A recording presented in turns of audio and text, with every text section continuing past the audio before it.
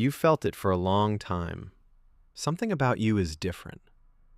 Maybe the problem was never your mind. Maybe it was the world around you. You're not broken. You just never fit the system. And deep down, you've always known that. Psychology suggests something most people get wrong. People without friends aren't broken. They aren't awkward.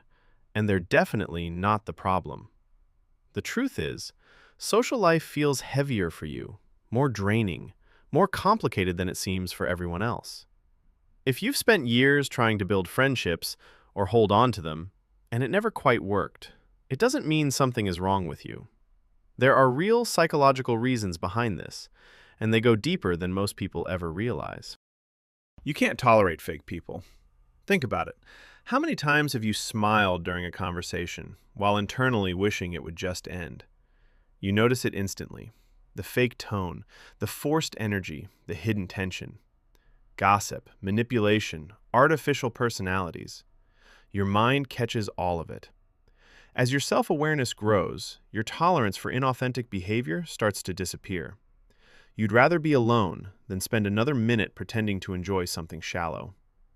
Because most social circles aren't as real as they seem. People smile at you, then speak differently when you're gone. And you feel it, almost immediately. The subtle manipulation, the hidden intentions, the quiet dishonesty.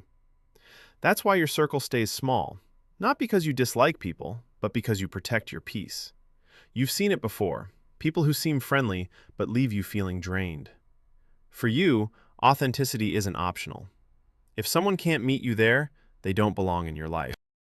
You don't want small talk. You want something real. Have you ever been surrounded by people and still felt completely invisible? It's not because you don't fit in. It's because shallow conversations don't reach you. You're not interested in surface-level noise. You want depth, ideas, emotions, meaning, purpose, not just what's up.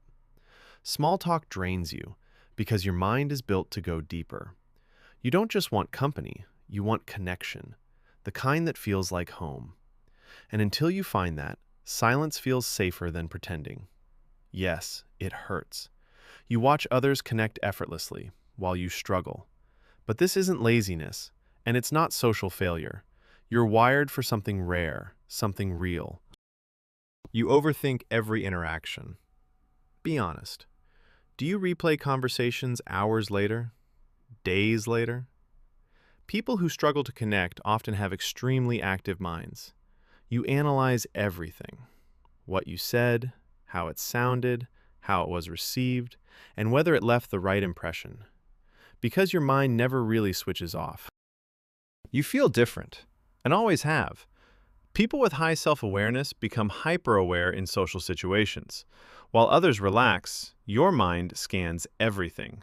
Tone, body language, expressions, energy shifts. You're not just in the conversation, you're analyzing it in real time. And that pressure makes even simple interactions feel exhausting. It's not that you don't want friends, it's that your mind never gives you a break. And deep down, you assume people won't fully understand you. Because for most of your life, you felt different. Your humor, your interests, the way you think, it rarely aligns with the people around you. Psychology calls this social incongruence, when your inner world doesn't match your environment. So you choose distance. Not because you're antisocial, but because you've rarely felt truly seen.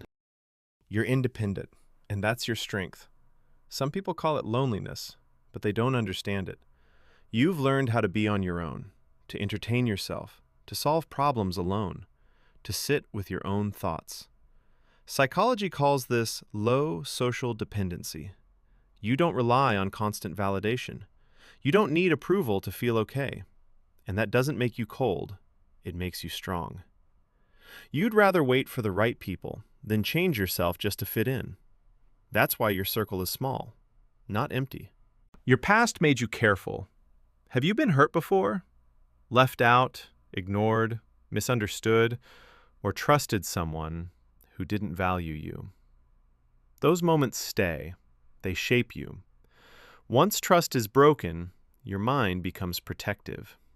You pause, you observe, you hold back. Not because you're closed, but because you've learned not everyone deserves access. You don't let people in easily anymore, because now trust has to be earned. Social interaction drains you. Have you noticed how a simple conversation can leave you exhausted, even when it felt easy for everyone else? Your nervous system processes more. Tone, emotion, context, signals, all at once. While others gain energy from people, you lose it. That's why being alone isn't just comfortable, it's necessary. It's how you recover. The fear of judgment holds you back.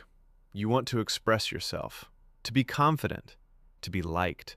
But pressure builds to say the right thing, to act the right way, to not mess it up. And in that moment, you freeze. You're not avoiding connection. You're avoiding rejection, embarrassment, exposure. You're protecting your most vulnerable parts. And that is human. Some of the most loyal people are the ones who learned this the hard way first. You have a rich inner world. All of this, the overthinking, the depth, the sensitivity, the independence, yes, it makes connection harder, but it also means something powerful. You experience life differently. You notice more. You think deeper. You feel more. Your inner world is richer than most people realize. And when you finally connect, it's never shallow. It's rare, real, lasting. Because you don't do surface-level bonds. You build something deeper. Here's the truth. Struggling to make friends doesn't mean something is wrong with you. It means your mind works differently, with more depth, more awareness, more emotional sensitivity than most people understand. You feel deeply. You think deeply. You connect deeply. And people like that don't find connection instantly. But when they do, it lasts. For years. Sometimes for life. And ironically, the ones who struggle the most socially often become the ones everyone wishes they had. Because once you're in their world, you're there for real. So if this felt familiar, maybe you were never the problem. Maybe you just needed the right people and the right environment. If you want to understand yourself on a deeper level, subscribe, because the next video might finally explain what you've been feeling all this time.